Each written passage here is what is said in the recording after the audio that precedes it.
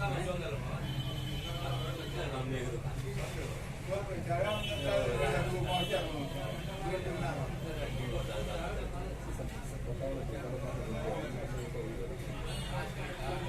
दिखा दम जानो दुकान पर लूटपाट भइल बा। यह दुकान बावे और एजा सारा व्यवसायी मौजूद बावे। हमारी वर्ग के लोग बा दहशत में जियता। आए दिन गोपालगंज जिला में हमनी के क्राइम बहुत चलता। वीडियो को ज़्यादा शेयर करी। वीडियो यूट्यूब फेसबुक देखे बनी। अगर यूट्यूब चैनल का सब्सक्राइब नहीं करे सब्सक्राइब कर ली। वो दिन दहाड़े रुपया छिना देता लोग के। व्यवसायी लोग जाओ तक आ जाओ। नमस्कार रघुवतन जियो भोजपुरिया। हम राजेश अभी थावे जहां एक आभूषण दुकान में अज्ञात 2 बाइक सवार 4 अपराधी के द्वारा भीषण लूट कैल गई बा।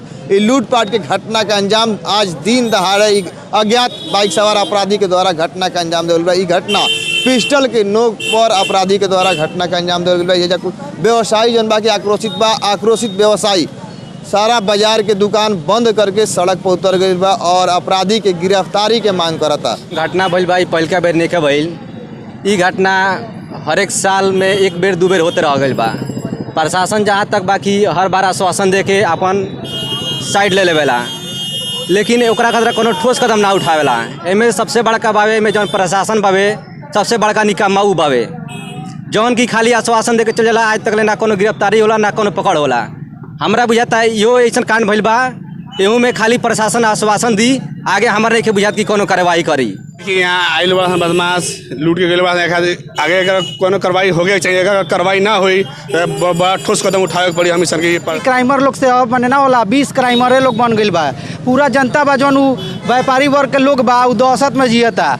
आ खाली आश्वासन मिल जाता कि हाँ काम होई। एरिया में हमारा 1.5-2 महीना में 4-5 गो क्राइम वाला काम हो चुकल। आ पक्का रिजल्ट बा 0 बा। रिजल्ट का मांगल जाओ। सब लोग अपन घरे बोरिया बिस्तर बांध के सूतो ये न व्यापारी वर्ग करी। आ सरकार टैक्स हमनिए से पैसा से टैक्स उसल के सब लोग के देता।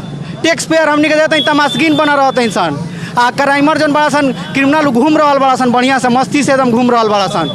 आम जनता एकदम चुपचाप एकदम दुबुक के घर में बैठ जाओ। ये नु बिहार हो, ये सुशासन के सरकार बा, ये नीतीश कुमार के सरकार बा हैं।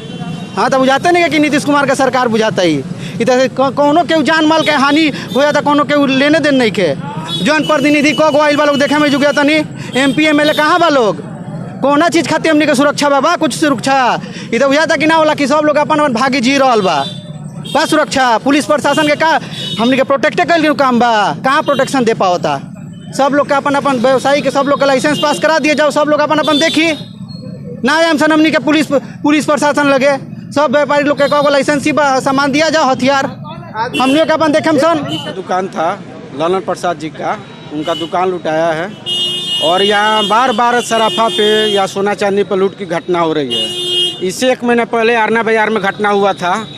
उससे 10 दिन बाद ये वृंदावन में घटना हुआ तो वहाँ भी जाकर हम लोग कंप्लेन वहाँ करवाए थे। आज तीसरी घटना ये हो गई हमारे जिला में। अभी 1 सप्ताह पहले पटना भी घटना लगातार सुनार लोग टारगेट किए जा रहे हैं और उनके सुरक्षा के लिए कुछ नहीं सरकार कर रहा है। प्रशासन छापेमारी कर रहा है, वो सही बात है। यहाँ भी SP साहब गए हैं, लेकिन जल्द से जल्द उसका गिरफ्तारी होना चाहिए, नहीं तो हम लोग अनिश्चितकालीन हड़ताल पर बैठेंगे। यहाँ का सराफा मंडल और टोटल व्यापारी लोग। आस में थावे आज अपराध का गढ़ बनते जा रहा है और आए दिन अनेकों घटनाएं हो रही हैं और इस पर प्रशासन का कोई दृष्टि नहीं है कि आए दिन यहाँ दरवाजे पर लोग अपना गाड़ी लगाकर सोते हैं और गाड़ी उठा लिया जा रहा है। आए दिन मोटरसाइकिल उठाया जा रहा है। आए दिन अपराध दिनों दिन बढ़ता जा रहा है।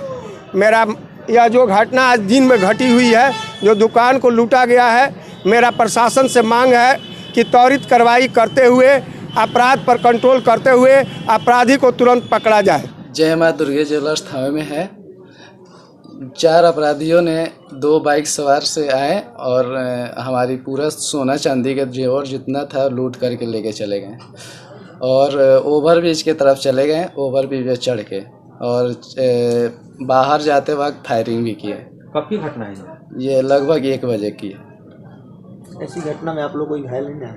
ना, हम लोग सेफ हैं और बाहर फायरिंग किया गया है।